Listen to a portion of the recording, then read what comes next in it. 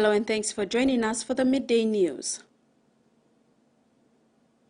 The Yanguru Sausia District Development Authority is providing additional resources, including cars, to ensure a strong police operation is carried out during the Christmas and New Year period in the district. Local MP and Minister for International Trade and Investment Richard Maru is appealing to his people to use the festive season for communal activities including church service and sports. He particularly called on the Waring communities of Soli and Warahembe in East Yanguru LLG to stop further escalation of trouble, as they have already lost 4 lives. Maru assures the relatives of the deceased that those responsible for the murders will be brought to justice. He maintained that criminals and troublemakers have no place in the district, and they are working to ensure all criminals are brought to justice. In addition, Maru thanked the people of Bararat for agreeing to peace talks after more than 8 months of fighting amongst 2 warring factions in the village. Negotiation is currently underway with the National Housing Corporation and to establish the right processes involved in the home ownership scheme for police officers. President of the Police Association of Papua New Guinea, Lowa Tambua, said the negotiation relates to the recent MOU signing between the government and the Royal PNG Constabulary for allocation of 100 houses at the Duran Farm Estate. We are in the process of structuring all criteria, what you mean. So how to qualify for the house, all this land, and people will work now. So as soon as people finish the Tesla, we will let you know. And then we also talking with the banks too as well. So the policies, banks too, they have their own policies. So how to qualify for loan, all this too. So we negotiate with banks too. So the process, and by taking time legally, so we have to wait. And then once we are done with criteria and all this go, with the National Housing Corporation, with the banks, and then we will let the members know. So you will exactly know what to do and where to go. Tarabo Lutheran Day High School, located in West Okapa LLG, recently opened a major school infrastructure project. The projects include 14 teachers' houses, a 4-in-1 double classroom, a 2-in-1 double classroom, a state-of-the-art library, and a home economics building. People from East Okapa and West Okapa flocked in to witness the occasion, which was presided over by officials from the Provincial and District Education Division. Acting District Education Manager and Deputy District Administrator Dick Penia and District Standard Inspector Helen Hutu took charge of the ceremony and declared the facilities open for use. West Okapa LLG President Lawrence Hulisi represented the MP for Okapa, Saki Soloma, at the ceremony and shared the MP's commitment to purchase a school truck and a vehicle for the school's administration use. K92 Mining, operator of the Kainantu Gold Mine in Eastern Highlands Province, has again been recognized by PNG's resource and energy industries for its sustainable development work in communities around Kainantu.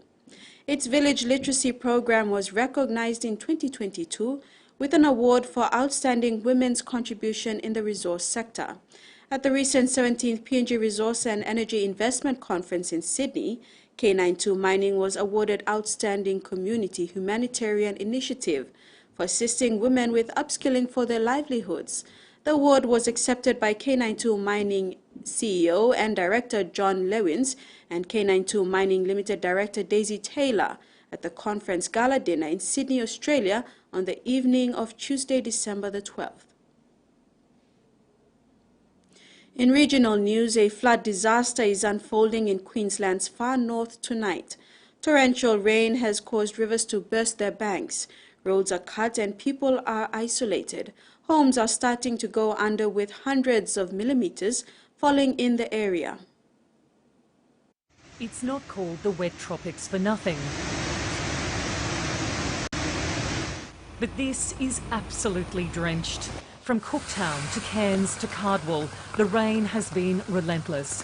21 gauges already that have received over a metre of rain within the last 7 days. The rivers have responded, rising to major flood levels. Cairns Northern Beaches district is awash. Residents were told to move to higher ground. People have had water inside their homes.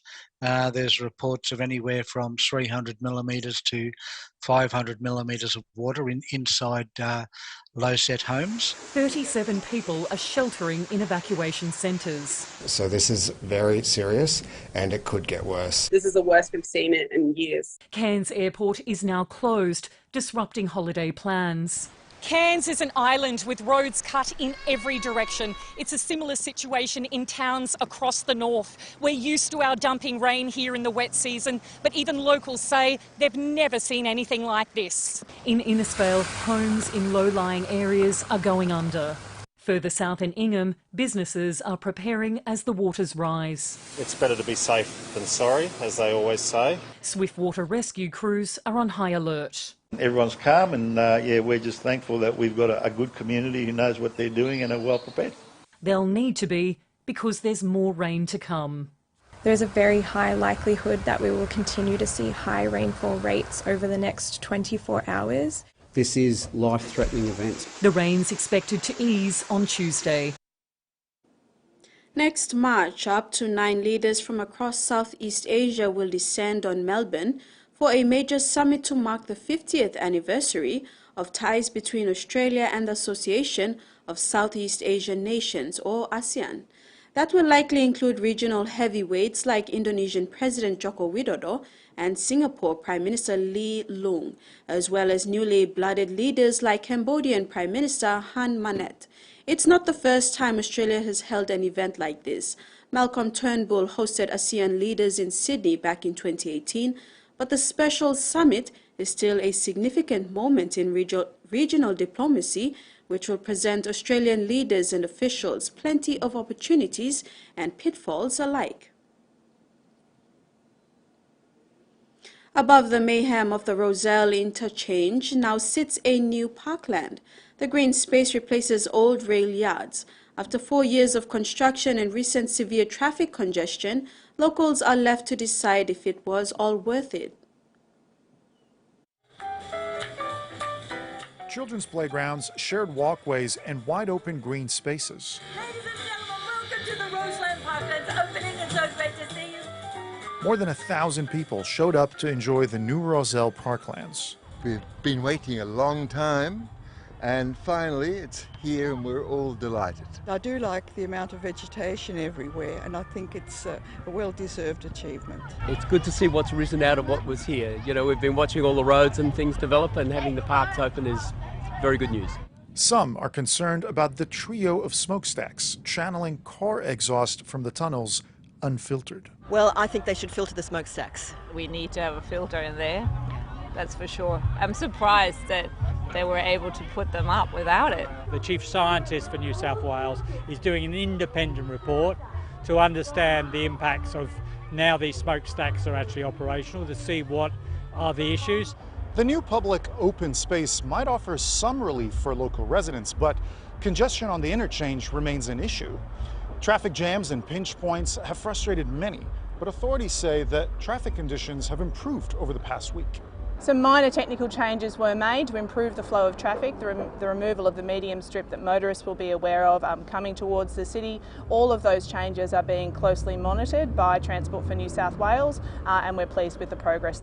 A promising outlook for a major artery leading to the heart of the city.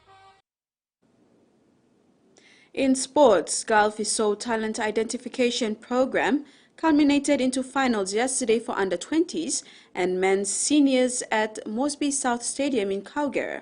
The Gulf Mosby side, consisting of teams from Mosby South, North East and Northwest, proved their dominancy over the Gulf Provincial Select side in the under-20 and senior sides. It was a full 4-day of the Rugby League talent to the test from Thursday the 15th of December and ending with the finals on Sunday the 17th. Present at the tournament were Gulf ISO coaching and management team, including a field of technical officials to scout potential talent for the Gulf ISO for the upcoming 2024 Digicel ExxonMobil Cup season. A presentation was held after the finals yesterday at Mosby South Stadium. Member for Keramine Galfiso Club, Patron, was present to share a few words of encouragement.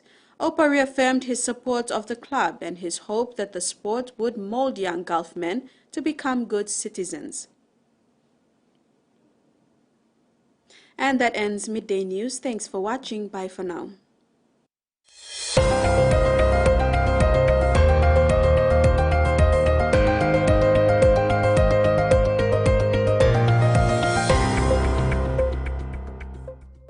This season, the Bunce family are taking